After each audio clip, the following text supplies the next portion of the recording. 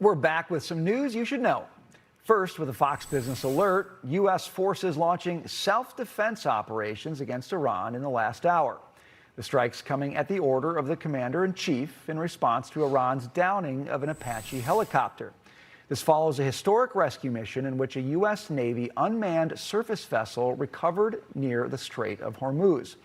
Meanwhile, the president told reporters a deal to end the conflict with Iran could be reached within days. We're in the final throes of what will be a very, very good deal that will not allow in any way, shape, or form nuclear weapons, etc. And the strait will open up right away. It'll open up immediately upon signing, which could be in 2 or 3 days. And finally, the commander-in-chief receiving a mixed reception from the crowd during Game 3 of the NBA Finals between the New York Knicks and the San Antonio Spurs, later joking with reporters it was all in good fun. Well, it's a little left-wing. I think so. It tends to be a little bit left-wing, but it's great entertainment. Great.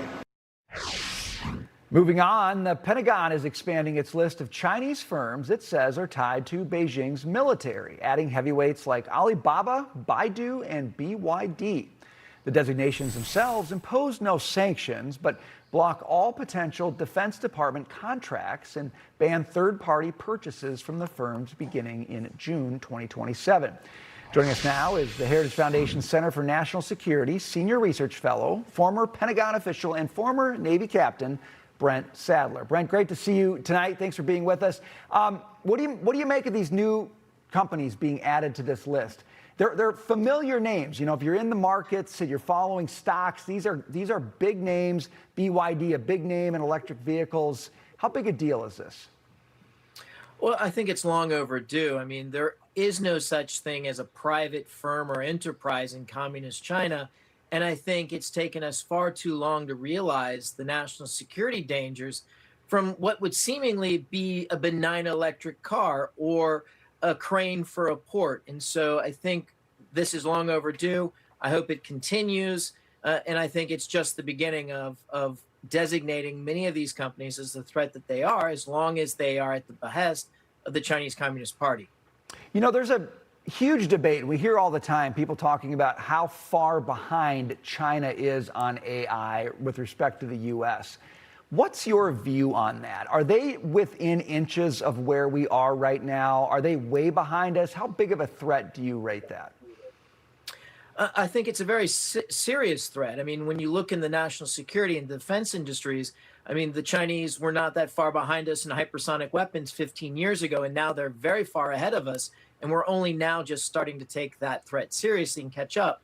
And so they could very quickly jump ahead of us or take a path that we're not anticipating that takes the technology in a new direction. This is one of the fears of AI under the Chinese Communist Party, as well as other technologies.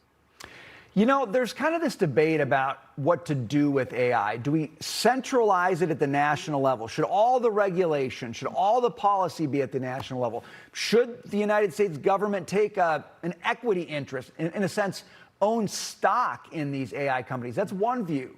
Another view says that's the China approach to all this. Don't do that. That's central planning. Let capitalism, let free markets be the engine that keeps us ahead of China. From a defense perspective, because that's a perspective you have, how do you view that debate? Well, trying to centralize anything, and certainly even in the military, can be a vulnerability. If you have everything centralized under one roof or one set of regulations or one framework, it's very easy then to attack it. And again, AI is very nimble and very dynamic by its nature. But if you try to constrain the algorithms into one framework, you're going to be also making yourself very vulnerable. So we have to be very cautious. I would say what's most important is that policymakers need to get much more informed and much more deeply understanding of the science and the mathematics that are behind the algorithms and these AI tools that are being developed, and then to fully embrace it and use it to its advantage. And that is only going to come about when you actually have smart people interacting with these smart machines. Brent, while I got you, I want to talk about the airstrikes targeting Iran that are ongoing right now in response to yesterday's downing of an Apache helicopter.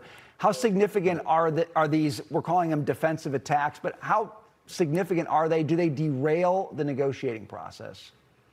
No, it won't derail a negotiating process that's already been held captive for 2 months now by the IRGC.